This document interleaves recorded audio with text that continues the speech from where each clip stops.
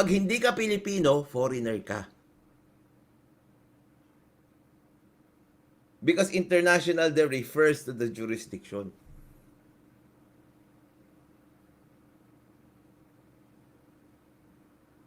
Gets nyo? Yung mga nagpapalusot tungkol sa hindi siya foreign court pa rin siya. International ang jurisdiction niya.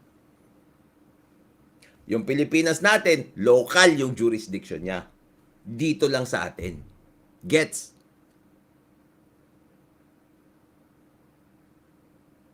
Liwanag, di ba?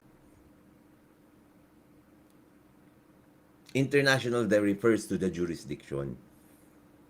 It does not refer to the kind of court that it is. Foreign tsaka local lang yan. Kung hindi ka Pinoy, foreigner ka. Ganun lang simple.